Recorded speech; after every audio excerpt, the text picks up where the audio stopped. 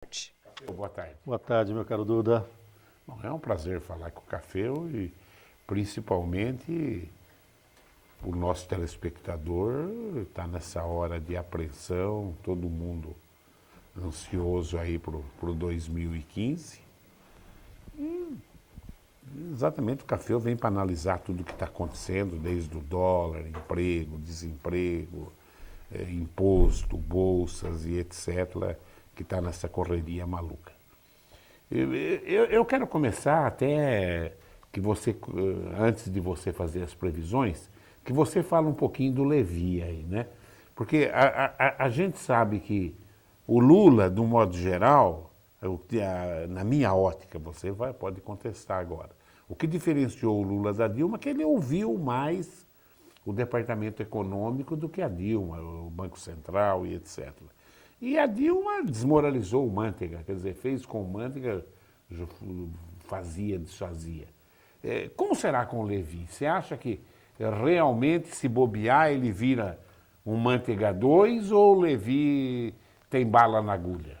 Olha, Duda, eu tomei o cuidado, né? Inclusive nessa virada do ano, eu participei de várias convenções de organizações porque estavam apreensivos com esse momento do país pós-eleição, querendo saber as perspectivas econômicas. E é claro que você tem modelos econômicos para fazer as projeções, e logo que eu comecei a desenvolver esse trabalho, eu fiz uma pesquisa muito detalhada do perfil do Joaquim Levy. Por quê o perfil dele? Em função de ser o comandante do Ministério da Fazenda num país que vem patinando, que está combinando inflação alta com baixo crescimento. Levantei os últimos 15 artigos que ele escreveu, o comportamento dele nas instituições que ele participou, e dá para dizer que ele é um aluno, um aprendiz do Armínio Fraga, da mesma escola do Armínio Fraga, tão combatido pelo PT durante a campanha eleitoral, inclusive colocando a imagem dele na TV, dizendo das ações neoliberais que iria ter. O Levi é da mesma escola. Isso quer dizer o seguinte, que o Levi, ele tem, se ele não se contradizer com aquilo que ele escreveu, se ele não se render ao jogo político, portanto tiver um comportamento técnico, a indicação é que ele vai restabelecer as políticas que você acabou de mencionar. Fernando Henrique, quando lançou o Plano Real, alicerçou o seu governo com uma política monetária bastante apertada, juros mais elevados, intervenção mais forte no dia a dia dos consumidores, do estímulo à poupança, e fez um forte ajuste fiscal. Tanto é verdade que a carga tributária brasileira saltou do início do real para algo de 25% do PIB, chegando agora em 36%, 37% do PIB. Então o governo trabalhou as ações dele sendo muito austero no controle fiscal, quer dizer, dinheiro arrecadado com dinheiro gasto gerando excedentes, que é o chamado superávit fiscal, e trabalhou muito forte na política monetária. Por sinal, os grandes erros que foram cometidos no passado anterior ao Plano Real. Os outros planos não deram certo em função disso. O Lula surpreendeu ao manter a mesma política. O Meirelles foi capaz de garantir ao Lula, mesmo com o Manteiga já no seu governo, também uma certa coerência nesta condução. Que há críticas. É um posicionamento neoliberal, é um posicionamento que dá ração para o mercado, mas é o que vinha segurando as variáveis econômicas. Quando você não faz a lição de casa de dar ao país a infraestrutura necessária para ampliar a oferta de produtos, para cada demanda haver uma resposta de oferta, estimular o investimento produtivo, os controles existentes são esses. A Dilma tentou inaugurar um outro momento. Ela abriu mão da política monetária. Ela acabou afrouxando isso. Também o meio empresarial desejava isso de alguma maneira. Só que, dada a crise internacional e o próprio governo dela tendo que ceder muito à base aliada, ela acabou se perdendo na condução da política fiscal. Ou seja, ela não fez uma coisa nem outra. Então o Levi vem para resgatar exatamente aquilo que teve sucesso no primeiro momento. Mas por que resgatar isso, Duda? Porque não fizeram a terceira etapa do Plano Real, que era dar condições para o país crescer ampliando a oferta de produto, fazendo investimento produtivo. Nós tínhamos que estar investindo hoje no mínimo 25% do PIB. Nós vamos bater esse ano com 18% a 19%. Então, 6 pontos percentuais dão gargalos, né? Você não tem energia, você não tem infraestrutura. Então, objetivamente, se derem espaço para o Levi, inclusive ele vai tomar e já vem tomando medidas impopulares, até contradizendo o que foi a campanha da Dilma. Mas todos nós que analisamos o mercado sabemos que o caminho vai ser árduo, o remédio vai ser duro, mas é o que tem que ser feito. Podemos não concordar com uma ou outra decisão, um ou outro ataque na despesa ou receita, mas que é o caminho a ser trilhado e tem que ser neste momento, para resgatar, no mínimo, a confiança dos agentes econômicos. Com aumento de impostos, inclusive, na tua Já anunciados. Nós vamos ter agora uma reintrodução. A Dilma Rousseff, inclusive, hoje já deu sinal verde para as perspectivas que o Levi... O que o Joaquim Levi fez? Fez um café da manhã na última quarta-feira com os jornalistas e não disse ainda em detalhe, mas aí divulgou algumas pretensões que ele teria. Na quinta-feira, a Dilma acabou dando o ok, pode trilhar esse caminho. Então nós vamos ter a volta da CID, que é aquela contribuição de intervenção do domínio econômico que incide sobre os combustíveis. Foi suspensa em 2012 e vai voltar. Então o valor do combustível na bomba vai elevar. Ele está de olho nas empresas prestadoras de serviços. O que vem acontecendo? Níveis mais elevados de cargos, o empresário fala para esse sujeito, ó, se eu te registrar como CLT, você vai levar pouco para a tua casa e eu vou pagar muito para você. Faz um contrato comigo, pessoa jurídica. Então eu vou, quanto é? 10. Então tá, 10 mil. Então eu abro uma empresa, te dou nota fiscal e você me paga. E claro que se isso for frequente e tudo mais, até pode gerar lá na frente uma ação trabalhista, mas é um jogo de confiança que o empresário. O meio jornalista vem fazendo muito isso. Os clubes de futebol fazem isso com os grandes treinadores, o Filipão dá nota fiscal para o Grêmio. Ninguém recebe 500, 600 mil reais CLT. O que eles querem fazer agora? Eles vão pegar o CNPJ dessas empresas prestadoras de serviço, se no sistema esse CNPJ emite nota para um único patrão, vai levar isso para o Ministério do Trabalho. Falar, Mas isso já levou em outras épocas. mas agora resgata. Ela suspendeu isso e vai entrar agora. Ou seja, ele quer dar um tratamento. Eu conheço escola que quebrou porque fazia isso. Eles vão dar o tratamento agora porque a pessoa jurídica paga menos imposto de renda. Claro, eles querem que eles paguem 27,5%. Além disso, vai ter uma tributação pesada nos cosméticos. Ele vai aumentar o PIS e COFINS e também vai aumentar a alíquota de importação nesse mesmo setor. Então o governo tem uma estimativa de aumentar em cerca de 9 bilhões de reais a arrecadação somente com essas ações. E ele também já anunciou, no passado recente, uma série de corte também nos gastos, totalizando cerca de 18 bilhões de reais. Prenderam mais um diretor da Petrobras e esse está lá desde o começo da administração Lula. Se esse fizer acordo, eu acho que vão rolar as cabeças que faltam ainda, né, Café? É verdade. Esse participou da intermediação de compra de empresas, ele vinha...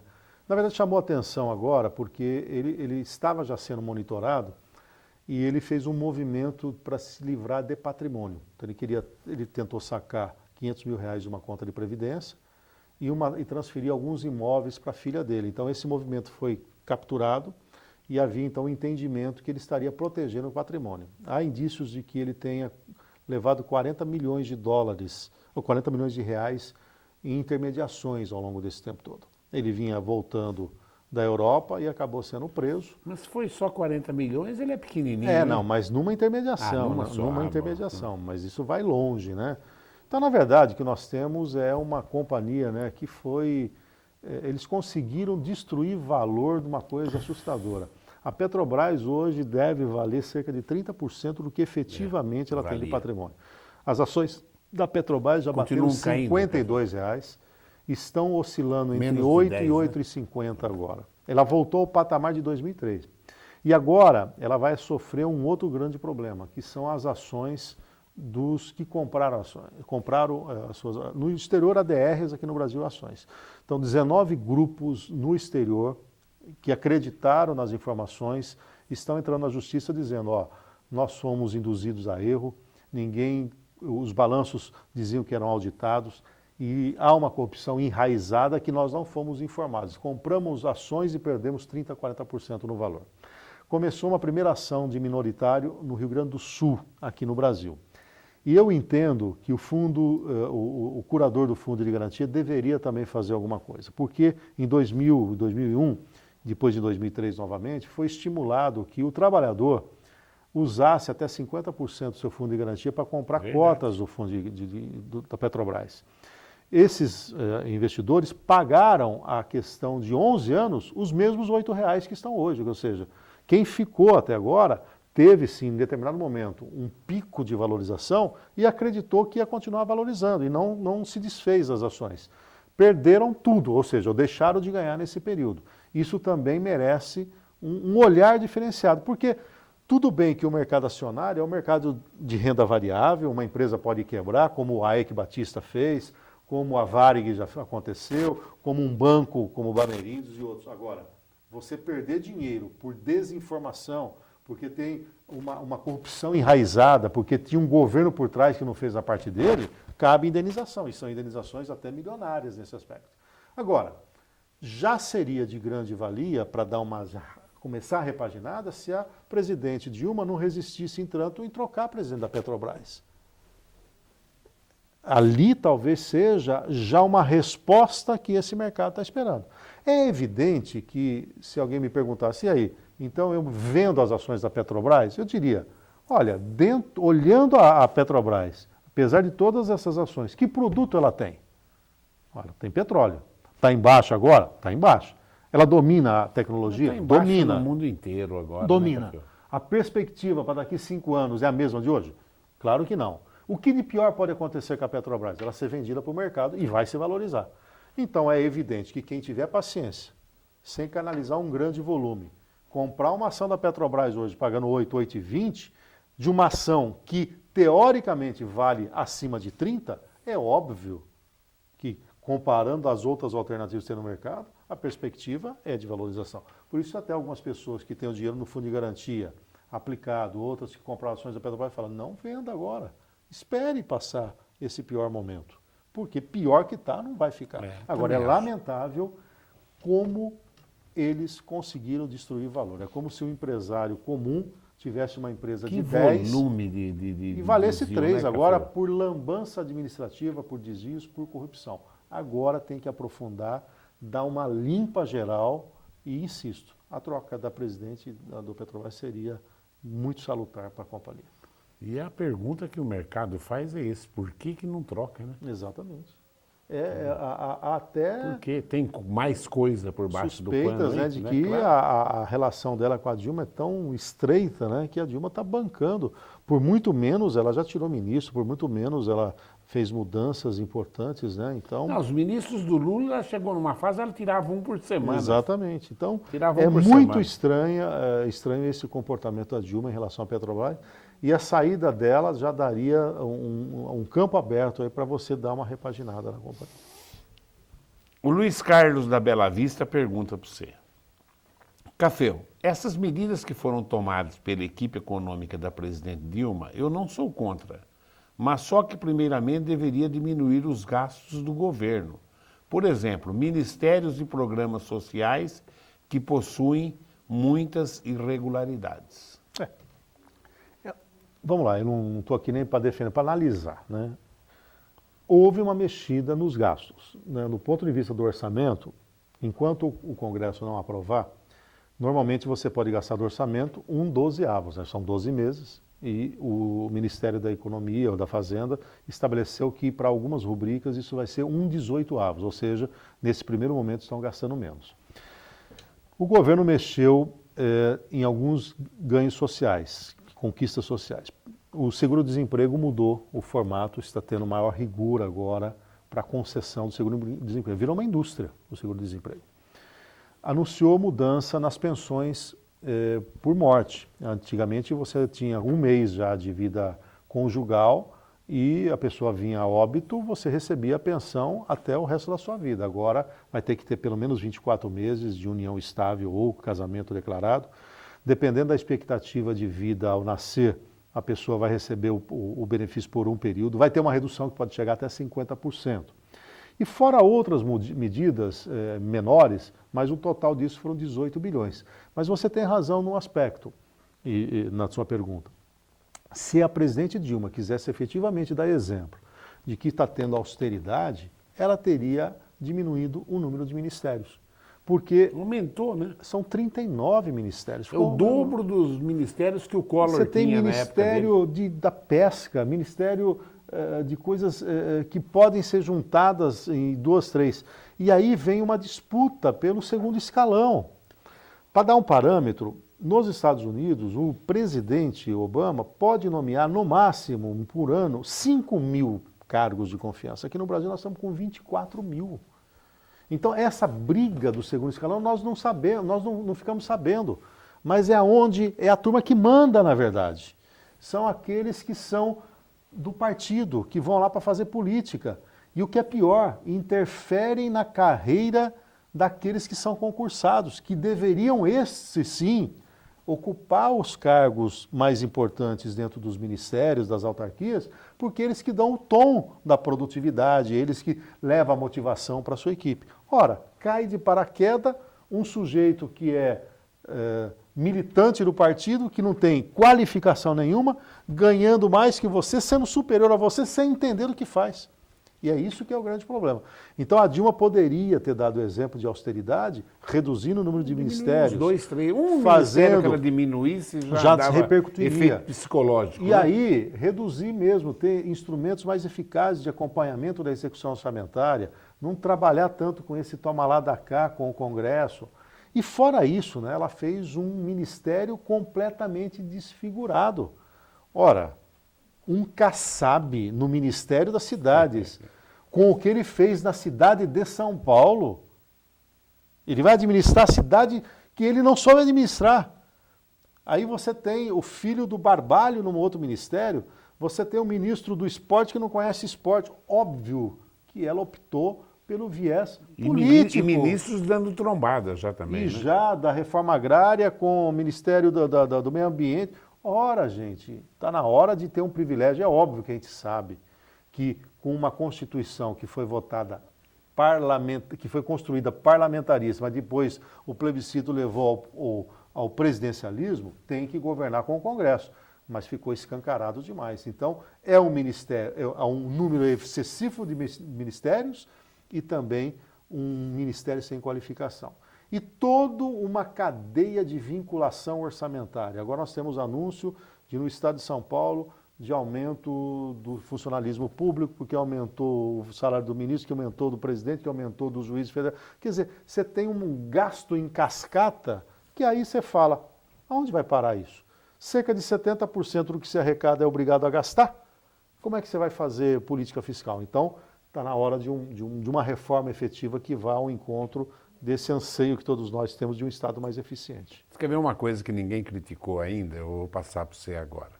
O custo de um exame nacional do Enem. É claro que os países evoluídos todo mundo faz, e nós estamos fazendo o nosso com erros. Em todos os anos teve corrupção e desvio em todos o Enem. Mas há um custo financeiro enorme. E o Cid Gomes anunciou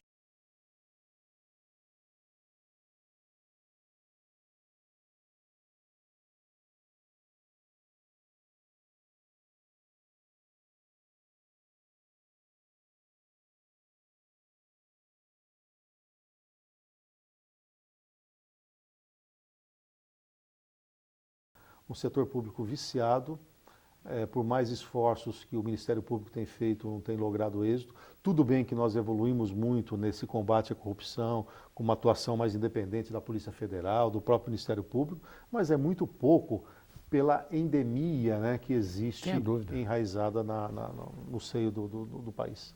O Jackson da Bela Vista pergunta, Cafeu, o que você achou da viagem da presidente Dilma que ela fez para um presidente da América do Sul e deixou para trás um encontro de investimento que viria para o Brasil?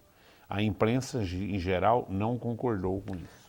São questão das prioridades. Na verdade, o presidente da República ela tem um papel, às vezes, até figurativo, né? Porque quem dá o tom mesmo são os ministérios, os ministros, né? Claro que a mão pesada do presidente acaba indo para cá ou para lá, mas foi um erro de avaliação por parte dela, um erro de prioridade, quando na verdade o país está de olho muito menos em relações internacionais e muito mais em reconquistar o setor externo. Ela poderia ter optado por ficar no país. O Pedro Valentim pergunta: Professor Duda e Cafeu, na Europa e nos Estados Unidos existe a passação de grandes fortunas. Inclusive aqui no Brasil está contido na Constituição Federal e causa estranheza. O atual governo já mexeu no seguro-desemprego e nas pensões, mas não se fala nada sobre as grandes fortunas. Gostaria da análise de vocês. Na verdade, o projeto de grandes fortunas, para a tributação dela, está parada no Congresso desde a Constituinte. Porque uma das formas que você tem de melhorar a distribuição de renda no país é ter um imposto progressivo e ter uma transferência de quem ganha mais para quem ganha menos. No Brasil, infelizmente, há um barulho entendendo que a classe média é que ganha bem. Então, a maior parte da carga tributária recai exatamente pela classe média. Você ganhar no Brasil R$6.000, você está complicado, você é rico. R$10.000, então, você é da elite, da elite, da elite. E hoje todo mundo sabe que quem quer ter um mínimo de um padrão, ter uma casa confortável, ter um veículo normal com filho tem, quem não tiver uma renda adequada para isso vai se enrolar. Agora, por que não sai o projeto da tributação das grandes fortunas? Porque o Congresso é viciado, porque o Congresso é um extrato da sociedade, só que com prevalência dos interesses econômicos maiores. Então, enquanto tivermos no Congresso gente sendo financiada pelas grandes corporações, que são esses que poderão ser tributados, e inclusive pelos próprios banqueiros, que seriam os mais afetados, ninguém vai ter coragem de tirar da gaveta esse projeto. Qual era a expectativa quando o PT assumiu o governo? Que ele estimulasse, porque era o discurso dele fora de governo. Era discurso do PT, por exemplo, a correção da tabela do imposto de renda para tributar menos, porque o que aconteceu com as categorias todas? Tiveram aumento acima da inflação, só que a tabela do imposto de renda ficou parada. Ora, cada um de nós está pagando mais tributos. Há um estudo apontando uma defasagem já de 84% na correção da tabela do imposto de renda. Todo ano eles comem 2, 3 pontos percentuais. Cadê a prática desse discurso? Ou quando você é governo, muda o comportamento. Então, Pedro, o que está acontecendo é isso. Não há interesse do Congresso, não há interesse desse governo de mexer nisso. Como não há interesse de fazer reforma tributária, como não há interesse de fazer uma reforma administrativa, como não há interesse de fazer uma reforma política como esse país tem. E como não há interesse de uma reforma tributária. Por quê? Quanto mais complicado for o sistema tributário brasileiro, mais fácil é a corrupção. Então, é um ciclo vicioso que não tem fim. Alguém um dia vai ter que ter coragem de falar: vamos mexer nesse vespeiro. Mas ninguém faz isso e, infelizmente, vai acontecer isso. Onde é mais fácil cortar? Nos programas sociais, porque está ali, eu com uma canetada, não tenho que chamar ninguém, porque desconta eu espero na fonte. E acabou. Vai nesse caminho. É verdade. Vamos voltar para a aldeia agora? Vamos. Que problemas a Prefeitura de Bauru vai ter nesse ano? Olha, eu confio muito na mão de controle do atual secretário de Finanças, o Garcia. Acho que ele tem um domínio... Muito bom, muito bom. Ele tem um domínio das finanças municipais. Eu acompanho o setor público por atividade profissional hoje, estou lá no Grupo Nutri Saúde, a gente opera em nível nacional, com merenda, com o Estado, com o município, com o sistema prisional. E os estados estão todos quebrados, os municípios estão quebrados. O que houve de atraso em repasse de verba ano passado e o retrasado foi uma grandeza. O município de Bauru não teve isso. Então, há uma gestão um pouco mais austera interna. Claro que criou uma armadilha para as finanças públicas municipais com a revisão do plano de cargos e salários. Isso está num limite que não pode ser ultrapassado, né? Então, o município vai perder a arrecadação vinda do governo federal e do governo estadual, vai se valer da arrecadação do IPTU agora, o IPVA vai dar também um bom fôlego, mas vai ser o ano em que o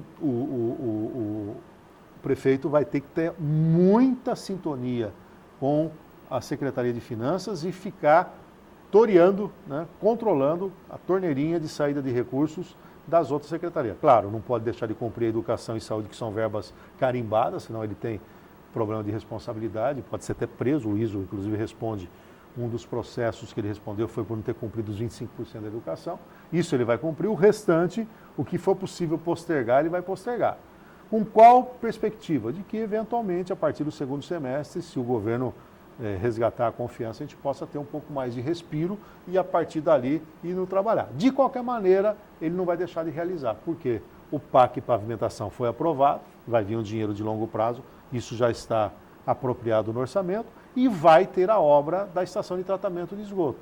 Portanto, isso dá um movimento, são os dois juntos 160 milhões de reais.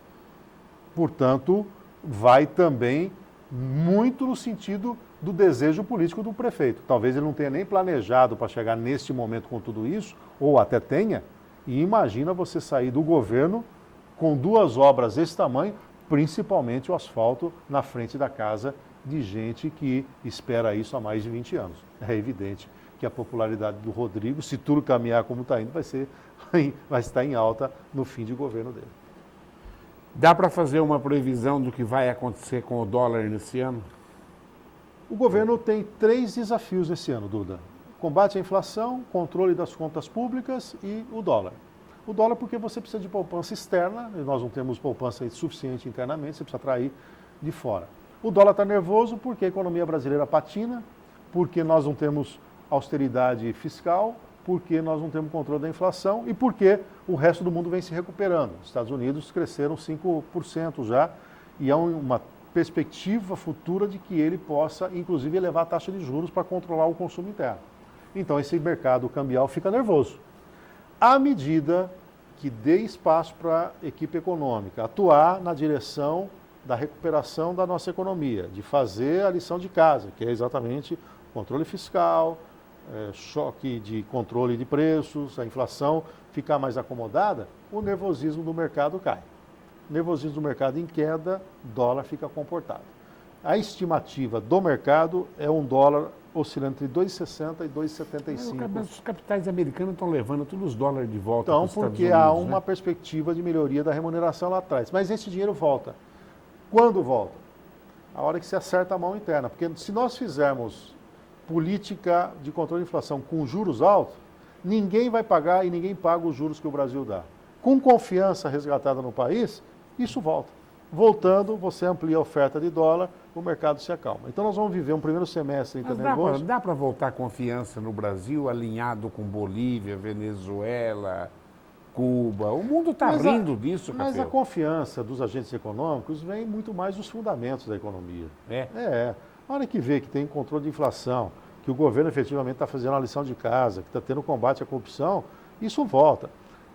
Nós, às vezes, não valorizamos muito o potencial que o Brasil tem, mas quem está lá fora, tirando essas agências de avaliação, que são todos, está todo mundo numa sala refrigerada, olhando só númerozinho. Não, quem vive no mundo real no Brasil sabe que esse país é extremamente confiável. Muito que rico, nós né, temos Café? um país de riquezas. Por isso que eu tenho até pensado, que não é uma frase minha, foi um consenso de um encontro de economistas, nós estamos trabalhando com o conceito de otimismo realista para o Brasil.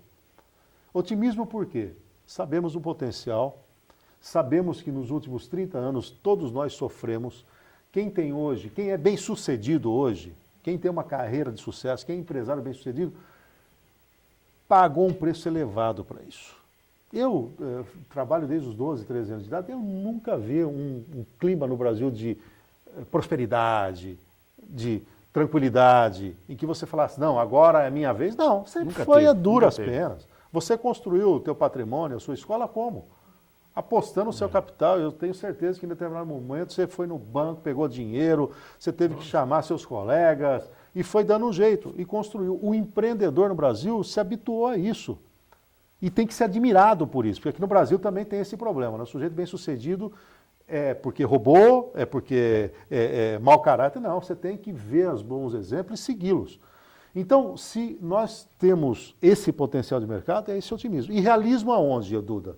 O realismo vem do fato de que todos nós temos que ter em mente que o remédio é amargo. Porque esse governo tornou o remédio amargo. É como se, eu até escrevi um artigo essa semana escrevendo isso, é como se o Brasil fosse um paciente que deveria lá atrás ter cuidado da sua saúde. Não cuidou. E chegou o momento da cirurgia. Você tem dois caminhos, ou você morre ou você faz a cirurgia. Então você vai fazer a cirurgia. Depois disso você vai buscar uma recuperação, porque os médicos agora aparentemente são bons. Como nós não fizemos isso lá atrás, esse doente ficou ruim. Então o realismo vem disso. Precisa ser feita alguma coisa e vai às vezes até pegar na carne. Mas o otimismo está que esse mercado, uma vez resgatada a confiança, com a demanda reprimida, com essa classe média sedenta por consumo, com o espírito empreendedor do brasileiro que quer prosperar, você não tenha dúvida que o país inicia um novo ciclo. É só se for muito incompetente para que isso não aconteça. Tomara a Deus. O doutor Natanael faz uma colocação interessante aqui, olha o que ele fala. Café. Na verdade, tudo indica que em 2016 a população, principalmente no estado de São Paulo, vai dar um basta em administrações do PSDB e também do PT. Isto por causa das medidas impopulares que estão ocorrendo. Agora e que se esconderam na época das eleições, tanto no Brasil como em São Paulo. E eu repito, eu votei na Dilma e no Alckmin em São Paulo, mas estou decepcionado com os dois. Nós alertamos aqui, né, que aquilo que é campanha não necessariamente é aquilo que vai ser praticado.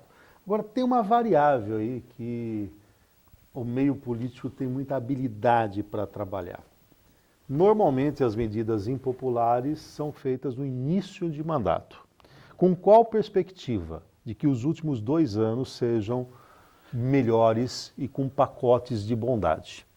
Então, da mesma maneira que eu tiro e crio um mal-estar agora, eu tento repor de outra maneira lá na frente. Por exemplo, torço por isso, independentemente do partido, porque nós temos que ter também a visão coletiva, né? Quem não gosta do PT não precisa ficar torcendo para a economia ir pior, porque vai ser ruim para todos nós. Não, porque se for pior, o Aécio, o próprio Alckmin se apresentarão e aí muda o governo. Não é isso. Na verdade, nós temos que torcer para dar tudo certo. Se tudo caminhar como nós estamos imaginando, se a base aliada do governo der espaço para essa equipe econômica, se começarmos a fazer o que tem que ser feito, veja que eu critiquei aqui o Ministério e tudo mais, eu tenho dúvidas. Mas se isso acontecer como é, os últimos 2 anos do governo Dilma vai ter uma recuperação da economia. E aí, mais do que o benefício social, é ter emprego, é ter renda, ter crédito, ter produto para comprar. Esse bem-estar faz com que aquilo que foi meio impopular, que eu não gostei ali, eu falo, puxa vida, peguei um preço ali, mas estou recuperando de alguma maneira aqui. E os políticos são muito sábeis em fazer esse tipo de movimento. A Dilma não soube fazer isso, mas se valeu de uma oposição enfraquecida, que só cresceu quando o Aécio reverteu. Vocês se recordam que o Aécio era até para abandonar o barco, chegaram a cogitar que ele deveria pedir o boné. Houve uma mudança com a morte do Campos e depois uma mudança de postura do próprio Aécio a partir dali. E aí que nós tivemos um segundo turno mais apertado. Mas é que, por isso que a Dilma teve fôlego, porque se também demora mais um mês, ela perderia. Ela não soube fazer essa estratégia de ter 2 anos mais apertados e 2 anos mais aliviados. O Alckmin sabe fazer isso e a Dilma deve ter aprendido a lição. Eu vejo o Café mais esperançoso do que da última vez que eu entrevistei o Café. Por causa da equipe econômica. Eu estou de olho nisso. Eu não concordo com o governo PT, sou crítico em relação às decisões, acho que tem um empreguismo exagerado, existem questões fisiológicas no governo, há desperdício de dinheiro, mas a equipe econômica que está ali é uma equipe que eu tenho admiração, do ponto de vista do que já escreveram e já falaram. Tenho dúvida se vão deixar fazer o que é para ser feito. E acredito que se não deixarem fazer, o Joaquim Levy pede o boné. Eu também acho. Ele vai dar uma de Bresser Pereira. Ele vai dar uma de Bresser Pereira. Porque o Bresser, quando fez o plano, o Bresser, ele ajustou a economia e falou para o Sarney, agora tem que caminhar assim. O Sarney falou, não vou. Falei, então eu estou fora. Você é uma pessoa que tem contato com empresários, tanto de Bauru quanto de fora de Bauru. No meio empresarial, já está correndo essa esperança? Sim. Sim. Na verdade, Duda, o que está existindo é esse empresário, vamos falar do empresário de pequena e média empresas. Porque você tem um empresário das grandes corporações que estão capitalizados, esses aí não estão nem aí. Eles Para têm eles, dinheiro na empresa, para né? eles é o seguinte, eu ia investir numa planta nova, estou segurando. É. O que aconteceu no passado é que todo mundo ficou fazendo caixa. Ninguém quis tirar projeto de gaveta, bancos cortando gasto do quanto é lado, emprestando seletivamente, estão capitalizados. A pequena e média empresa, elas dependem de dinheiro de terceiros. Essas sofreram muito. Mas foram também pessoas empreendedoras que construíram isso a duras penas. E são pessoas conscientes hoje que se precisar voltar com o patrimônio dele, ele está entrando. Se precisar cortar na própria carne, ele está fazendo isso. E este empresário está esperançoso porque ele acredita nesse potencial desse mercado. Mas são empresários também que, bem orientados, fizeram a lição de casa no ano passado. Cortaram, infelizmente, alguns cargos, achataram, montaram um planejamento estratégico, reduziram margens de lucro, estão fazendo mais com menos. Este empresário só está esperando um sinal do mercado. Que sinal é esse? Confiança. Se voltar, eu ponho a minha cabeça de fora e vou voltar lá. Então, há também nesse meio empresarial um certo otimismo realista, como eu coloquei. Agora, tem o pequeno, aquele que não tem capital de giro, que abriu um negocinho, esse aí está quebradinho e vai fechar. Então, nós vamos ter uma mudança de paisagem, principalmente nos pequenos e micronegócios. Mas o empresário de médio para pequeno porte, um pouco maior, este que fez a lição de casa, tirou da carne, a própria carne, mas ele está preparado para que esse momento mais cíclico positivo venha e ele tire o atraso que ele teve nesses últimos 2 anos. Café, mais alguma coisa? Agradecer mais uma vez, desejar a todos um grande 2015 e que mantenham talvez essa frase aí do otimismo realista. Vamos acreditar que o mercado tem enorme potencial, mas saibamos que teremos períodos difíceis. E só para reforçar, se derem espaço para a atual equipe econômica, poderemos ter mudanças estruturais. Se não fizerem como está, tenho dúvidas se essa equipe ficará por um longo tempo. Eu torço pela primeira vertente, que ela acerte a mão, mesmo não concordando com uma outra decisão, mas que ela tenha um caminho que resgate a confiança da economia. Café, obrigado pela presença. Obrigado a você. Bom, tá aí, são posições de uma pessoa que tem estrutura para falar, tem condições, tem informação e tem contatos. Eu estou um pouquinho mais pessimista que o Café. O Café está um pouquinho mais esperançoso do que eu. Mas você colocou bem. Eu acho que o Levi é questão de tempo só e ele vai cair fora, até porque ele conhece a história do Bresser. Tomara Deus que eu esteja enganado. Eu aposto no Café, né? Mas eu estou um pouquinho mais pessimista que o Café. Mas também esperançoso, claro. Eu agradeço a sua audiência e continue aí ligado nos horários alternativos da TV Prevê.